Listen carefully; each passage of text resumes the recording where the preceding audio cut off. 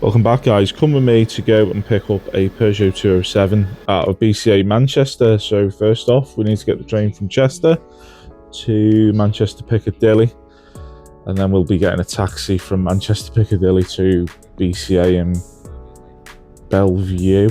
Not Belleville, because that's Liverpool. No, Bellevue, because this is Manchester. And here we are. We're at BCA Manchester, and we will go and walk up to the office and go get our keys in time for our time slot. So yeah.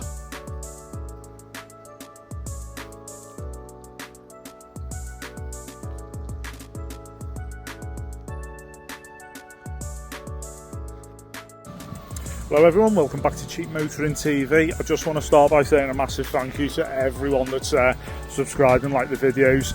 We've only got 22 subscribers at the minute, and I know that's small fry when you compare it to the likes of Shift and Metal, High Peak Autos, Chops Garage, Car Dealer Pro, even Auto Alex and that crew. I mean, it's pretty small fries, if excuse the sirens there.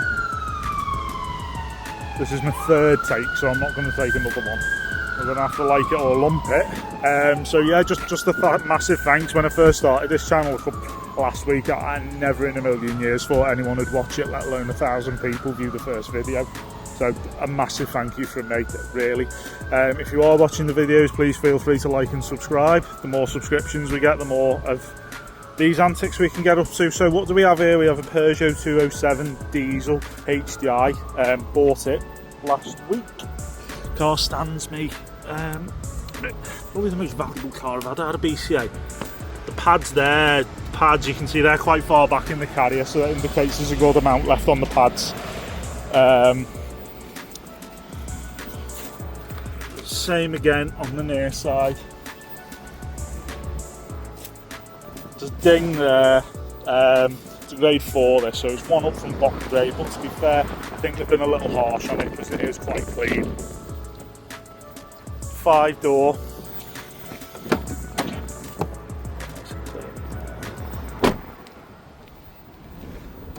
Do excuse the mess, guys, I've literally just got everything out. That's meant to be there. We're going to do something with that in a minute. I've come a bit more prepared today. I've brought a torch and everything. So what do we know about the DV4 and the DV6, which is the engine in here? 1.4 is DV4, 1.6 is DV6. They've been going for donkeys and donkeys years. I think they only just, 2 or 3 years ago, got rid of the DV4 and DV6, and now they've got the 1.5 16 valve, which is 120 brake, and that's having a whole host of new issues, which you'd be pleased to know. Quite common on these. When you're running it, you might hear a tuffing noise, and that normally indicates, we'll try and show you now, the airbox is in the wrong position on this engine, but we're just going to talk about what common issues are on DV4 and DV6 Peugeots. But to be fair, these are a pretty robust little thing. These I really like them. I really do. I really rate these. They're just, apart from the odd issue here and there, they're pretty bulletproof. Go forever on fuel. Yeah, I think they're a cracking little thing. They really are. This is only £35 a year to tax, so we're going to tax this for the year and run round in it for a bit at least, while we sell while we sell the Note, and we get rid of the Avensis, which is top bangonomics, but I'll come on to that later. So you can see a little bit of misting on the top. Now, this airbox is actually covering your injector rail, so if you hear a tuffing, odds are that your injector seal's underneath. What you'll get is you'll be able to see like a diesely sort of substance around the injectors. Now, it's not the end of the world. These injectors actually come out quite nice, and nothing like, say, a Mercedes or Renault M9R engines where they seize in. They actually, most you'll have to do is wiggle it around with a pair of mole grips, and they wiggle out. Generally, seal kits are nice and cheap, 50 quid if you want to have a go yourself. But obviously when you take it out, make sure you clean out all your bores for the injectors and reseat them. The kits are nice and cheap, just so you've done it properly. Trust me, you don't want to do the job and then have to do it again just because you haven't taken that 5 minutes extra to do it right. Yeah, so that's the injector seals as well. Can't really see on here. that looks actually a more robust type. But on the top of the injector there, a lot of the Peugeots, see that little circlet there, a lot of the Peugeots had green tabs on them and they were glued in, so as soon as you took them off the tabs snapped, and quite often the pipe snapped. So if you're going to do injector seals, I'd make sure you get the leak off pipe as well, not the hard solid pipes, just the leak off pipe, and replace them all in one as well. There isn't any history as of yet with this engine, but when we get it back we're going to take that cover off there and have a little look at the cam belt, see what we can see. There is writing on the auxiliary belt. Now that normally indicates it's been changed quite recently, and often is the case people do auxiliary and cam belt together. Now the coolant's quite full here. Again, that could mean it's recently had the cam belt and water pump and they just haven't corrected the level, but we'll dig into that more later. Now remember what we were saying in the note video about mayonnaise in the cap, and I said really you want to look for your expansion tank. Is the coolant a nice pink colour, which here it looks to be. Now I have drove this 2 minutes from the car park. You see there barely any pressure come out, which is a good sign, and you see in there it's nice and pink, a nice pink colour, and there's no floaters in it, which would indicate either an oil cooler problem or a head gasket issue. I remember on 15 and 16 Transit Connects, the 158 valve, they had an issue with warping blocks. So what would happen is the engine would pump exhaust gases directly into the coolant tank, so straight away you'd get a bit of a kickback from running the engine for a very short period of time. As well on these, you've got a cam, not the DV4 necessarily, normally the 1.6, but you see that that sandwich there is what we call the cam carrier.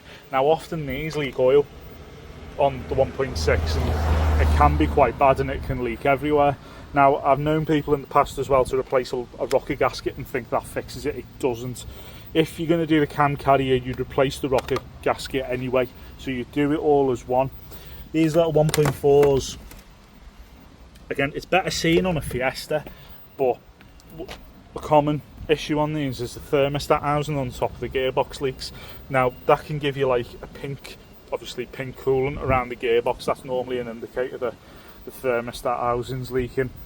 Other than that, as I say, you've got your cam carrier, your injector seals, all nice and easy jobs. Even the turbo, I'd like to say unlucky, but if the engine hasn't been serviced for thousands and thousands of miles and the turbo's blown up, it's kind of consequential damage, people. I'm sorry to say, but how I see it is, would you rather spend £60 on an oil and filter every 8,000 miles, or would you want to spend hundreds of pounds, maybe even more, on a new turbo? I know which one I'm picking, but the turbo's on the front, it's an hour and a half to change. It's nice and easy.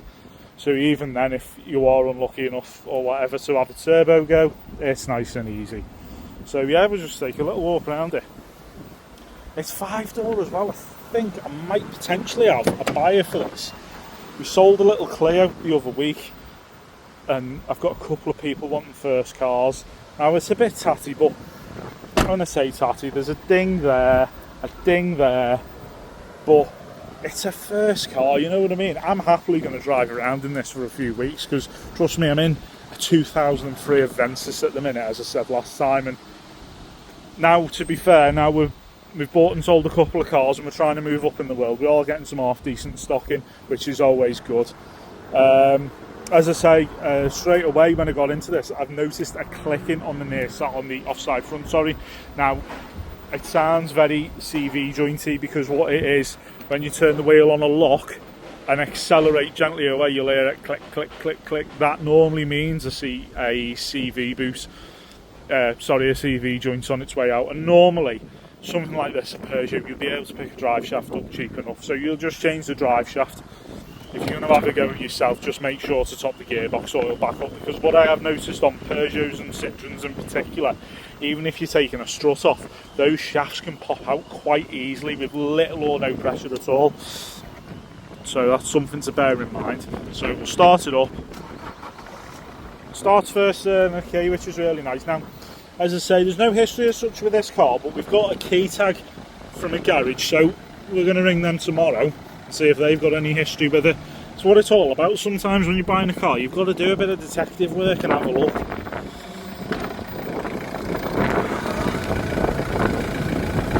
So I'm going to try and demonstrate for you now. As to be fair, there's no split in the boot there, you can see. If the boot is split, the grease has gone everywhere, then that's an obvious sign that the drive shaft's gone. Obviously the boot's gone, so it would be an MOT fail if it was split. To the extent it no longer prevents the ingress of dirt, that would be an MOT fail. But then straight away you'd go, it's been split for that long, it's blown the drive shaft. So you'd change that. Paintwork's not bad either, and it runs alright, it's got half a tank of fuel in. I'll tell you what guys, I'm winning fuel loss recently with auction cars. I've noticed as well, they're quite heavy on door hinges, Peugeots and Citroens, so nice panel gap. But if you notice the doors dropped a little bit, I wouldn't automatically assume that the car's been a ding. Look for play in those joints there, and maybe a click in from that one down there. This doesn't have a check strap as such, because they are quite common for the check strap slackening off as well, so that's always something to bear in mind. Now again, we're driving the 40 miles home from this, so wish me luck guys. As I say, I'm a bit apprehensive about driving a sight unseen turbo diesel all the way home on the motorway. So we're going to do what we did in the last video. We're going to drive 50 road, and then once we're comfortable with the car, we'll go on the motorway. But we'll just do our due diligence first and check it over. Okay guys, so again, to add to the video, look, straight up, I am not paid or endorsed by Topdon in any way, shape or form, but I thought, while we're buying a car from a few miles away, precisely 30-40 miles away, I'll bring my Topdon car pal along, little £60 scanner, just to scan it and see what's left in the, see if there's any codes untoward that we need to be aware of before we do along driving the vehicle. So we're going to Bluetooth, connect to Topdon.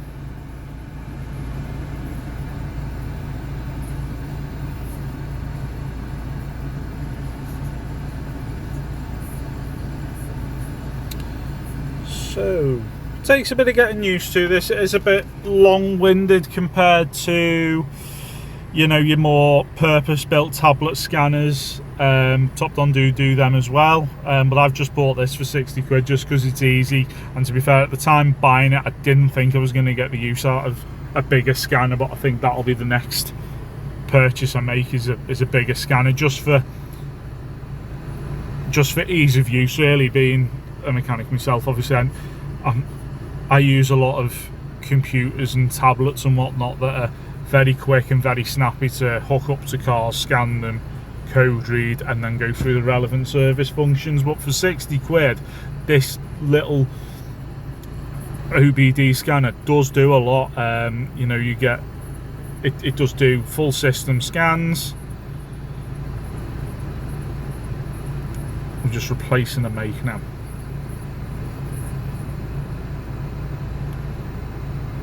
You're gonna have to bear with me, guys. Hang on. Modify make, sorry, so I've put it as a Citroen, it's not, it's a Peugeot. So basically what it does is it downloads the software individually. It doesn't have it stored on the scanner because it's only a small scanner, but it does do a range of functions. I have used this on stuff with electric handbrakes and it does put them in service mode. I've used it on VWs and Peugeots and it's put them both in service mode, so you can do the rear pads. It's also done regens as well and reset service indicators. So for 60 quid, I reckon I've well got my money's worth there. But again, I am no way endorsed by Topdon, not at the moment anyway. Maybe if the channel gets traction, we'll see where we head, guys. So just wait for the software to download now. I will say this though, the aircon in this is pretty alright for a 2010. This is what I think you get a feel for cars. Yeah, there's a few odds and scrapes here, but it is a 2010 car, but it's only done 73,000 miles. Underneath the engine, I can't see any obvious oil leaks. The coolant's a nice colour. Yes, we've got a knock on that offside front corner, but that, you know, we can fix that. It's not the end of the world. So we've got our VIN then. We confirm that. It's got our car there. Confirm that. Go to auto scan, and then it'll just go through a range of systems there as well. Might take a bit longer because obviously it's a Bluetooth scanner. It's not a purpose-built. It's not. Sorry, it's not like an industry standard tablet scanner. This is perfect for going and viewing cars and whatnot, and you know, the hobbyist, not someone who relies on a computer-based or a tablet-based scanner, using it day in, day out. This makes the perfect scanner for hobbyists and whatnot. There, straight away we've got a code in for engine management. Now, on a lot of French stuff as well, when it's scanning the ABS computer, it'll bring the ABS light on and a warning message. Don't worry about that. Every car does it. Every French car I've ever scanned does it, so don't worry about that. It's just basically saying it's scanning that computer. See what our engine fault is. Now, we'll go into the faults and see what they are, but a lot of these, this is where I stand on my word here a bit, guys, but a lot of codes I get will want to, like, the odd one code. If it's a stored code or it's been there for a while and it's been an intermittent, I always clear it, drive the vehicle for a good time, and then see if it comes back. That's a true reflection if you've got a fault or not. The amount of parts and sensors and whatnot in a car, you will get the odd fault here and there. So we've got two in BSI, which again I'm not too worried about, 2 in radio, 1 in ABS and 1 in engine. So we're going to look at engine. Pre-post heating relay circuit, relay controlled, spark plug not supplied. So that says severe, but we know this is a diesel, so A, it doesn't have spark plugs, it has glow plugs, and B, knowing what we know about cars, glow plugs only work when it's when it's cold, and you know, to get the vehicle started, and the vehicle is started. So I'm not too worried about that. Obviously we'll clear it, and if it's an issue cold starting in the morning, then we'll look at getting a set of glow plugs fitted. Again, that's minor coherence fault. That could be wheels, you know, wheel speed sensors not cohering with each other, which it could be a range of things. But again, I'd clear that and go for a drive and whatnot. The ABS light isn't on as well, so that's something to bear in mind.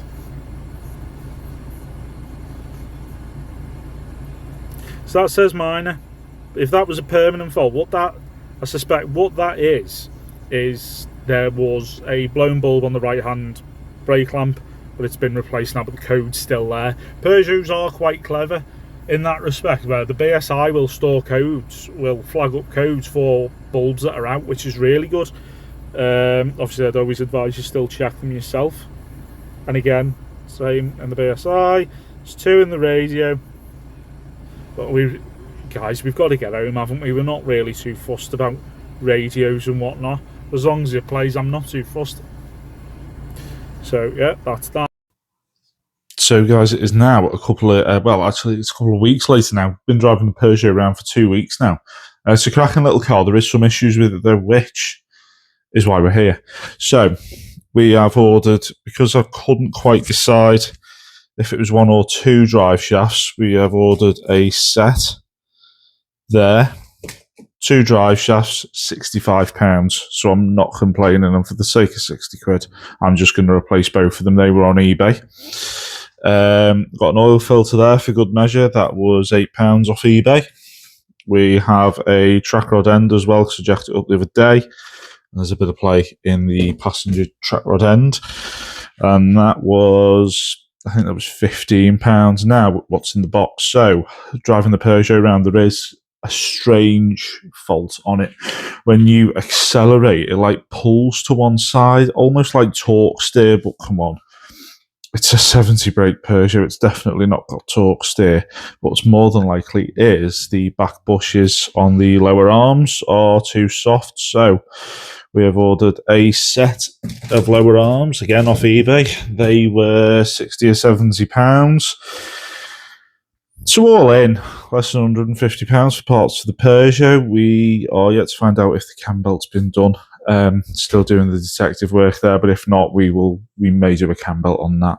for full sale price, which will be around the £1,500 mark. Just got to double check that with Auto Trader. But that, ladies and gentlemen, is next weekend's work, because we've got a busy weekend today. This weekend we've got two cars in stock and up for sale. Hopefully going today. We're buying one into stock tomorrow, a little Corsa which we'll video with. And I have jobs myself to finish as well. So we will keep you updated there. So again, thanks for watching. This video's been filmed over 2 weeks now. So yeah, a lot more to come. Again, thanks for watching, guys.